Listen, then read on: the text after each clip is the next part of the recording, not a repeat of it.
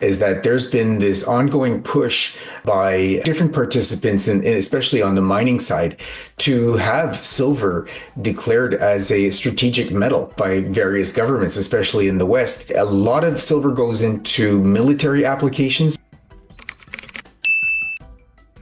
Silver still is a monetary metal. The thing is that it is less of a monetary metal, and gold is almost exclusively a monetary metal. Something like less than 10% of gold is used for different kinds of things that are what you would consider non-monetary, things that are, let's say, industrial type of applications. Instead, for silver, it's a much higher percentage. 10 years ago, about half of silver was used in industry, and that has actually become closer to about 60% in recent years from about a decade ago. So as time has moved on, as I say, in the last 10 years, more and more silver is consumed by industry, and less of it is so-called available for investment purposes. Think about why that is. One of the important things that we've seen is solar has become so important in the demand for silver, to the point where now it consumes almost 25% of the annual mine supply of silver, which is about 85% of all of the silver that we have available every year comes from mining, and more than a quarter of it goes to just that one application. It's incredible how much silver solar actually soaks up today. So if you think about how the silver market has changed, where about, as I say, 10 years ago, half was industrial consumption, and I like to combine things like silver bullion, coins and bars, things like silver jewelry and silverware, and I combine those together to simplify how I look at the market. And that, for me, makes up mostly the other half of silver demand. Well, today that has shrunk to, as I say, about 40% of the silver market, with the rest being industrial. What's interesting is that what we do know about silver investment, in other words, the monetary side, is that it ebbs and flows. And right now, I think for a little while, it's been ebbing. When it flows and it comes back in a really strong way, that's what really, really drives volatility, especially upside volatility. And here's something interesting to consider, is that we've gone from maybe 10 years ago, 50% of silver going to investment demand. Today, because industrial now takes about 60%, that leaves about 40% for investment demand. So think about when that demand starts to come back in a very big way, that now leaves a smaller portion of the overall silver supply every year to go to meet that investment demand. And that's what I think a lot of the market is missing. When that demand comes back in a big way for people who say, I need to get my hands on some physical silver, there will now be less available each year. And that'll help drive the price up higher and faster.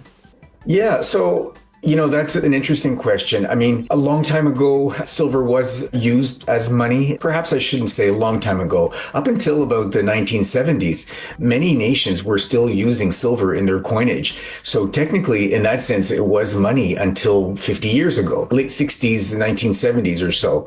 But most central banks did not sit on large supplies of silver the way that they do gold.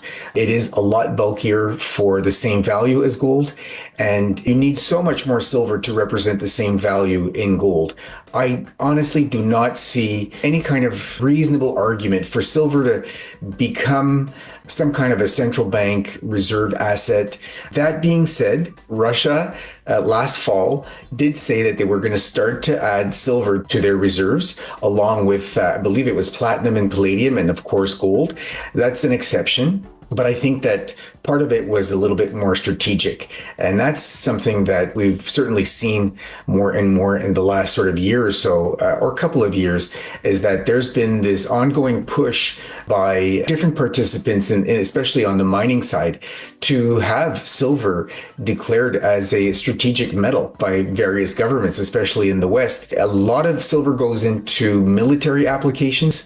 We have almost no data on that. I don't think that's an accident. I think that those consumers for the military applications really prefer us not knowing how much silver gets consumed on that side of things. As far as silver being, some sort of a reserve asset, it's just not practical. And it's also a much, much smaller market. So there is a lot less silver available every year. If you look at the value of it versus gold, it just simply makes more sense to stockpile gold rather than silver for a central bank. I really don't think so. Although they stockpile gold, we have a hard time having central banks admit, so to speak, that they see gold as a reserve asset. They'll tell you things like, oh, it's tradition, it's this, it's that. But it's clear the way banking rules have changed globally. We've seen with banking rules, Basel III, I think, has shown that I think this year, in fact, it'll apply in the US, that gold will move from a tier 3 to a tier 1 asset. So it's going to be now considered on par with the safest treasuries, for example. That's a very big step. And I think we're going to start to see regular banks, actually, not just central banks, start to add gold to their balance sheets. To find arguments where we could see something similar happen to silver because of its volatility, because of its much smaller market, I would have a hard time envisioning that kind of scenario. I think it's probably somewhere in between, frankly.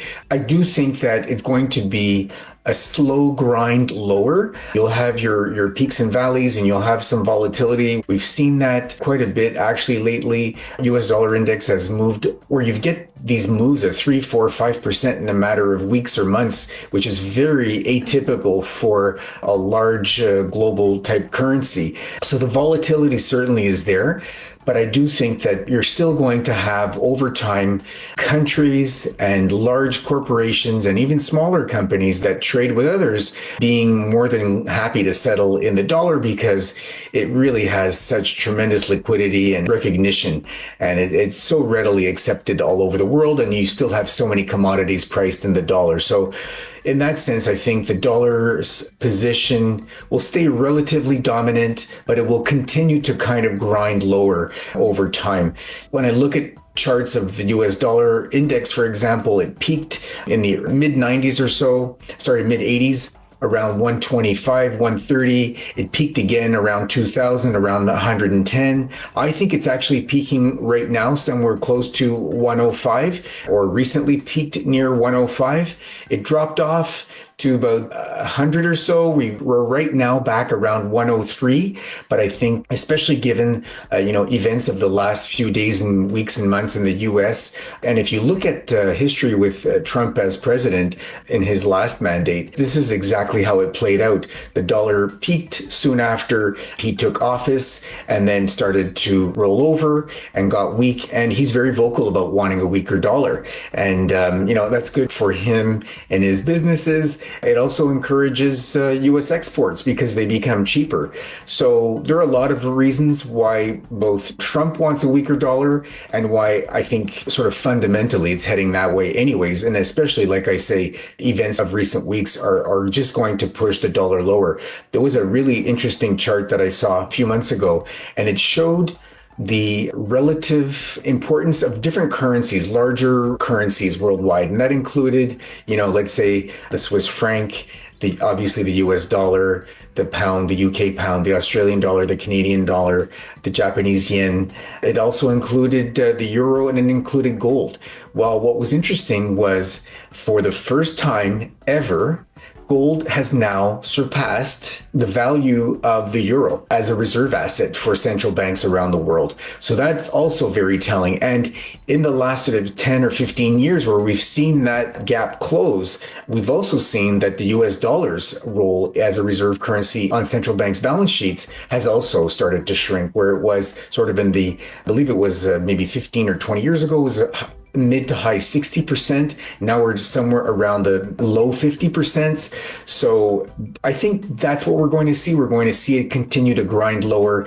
And as we talked about, the world becoming more and more polarized, different areas are going to trade with each other, and they will find ways to avoid, having to transact in the dollar. I mean, I do think that's what we've seen happen to a fair extent. If you think of, the sanctions on Russia, for example, if you think of sanctions on Iran, for example, it's quite certain that area of the world has managed to get around issues with using dollars, for example, to settle trades and either outright bartering of commodities or simply using gold as a quiet sort of currency where they can just use that to settle trade payments and they don't need to worry about having to go through the banking system. That being said, I do think that we're going to see these blocks start to form and become more obvious over time. Many of your viewers probably know of the BRICS that are now expanding. As I say, I still think that we're a long way off from the dollar losing its sort of global dominance, but it is going to become less and less important over time. It's one thing for these countries to use gold, for example, to settle transactions, to settle trade when they're under pressure. But I do think that we're going to continue to see gold prices rise. And as the value of gold rises, I think we're also going to see countries and investors and average everyday consumers add to their gold holdings, to their stashes. Gold's going to take on more and more importance when it comes to it being viewed as a currency of some sort. It may be unofficial, but I do think it's going to be a larger and larger portion of people's portfolios.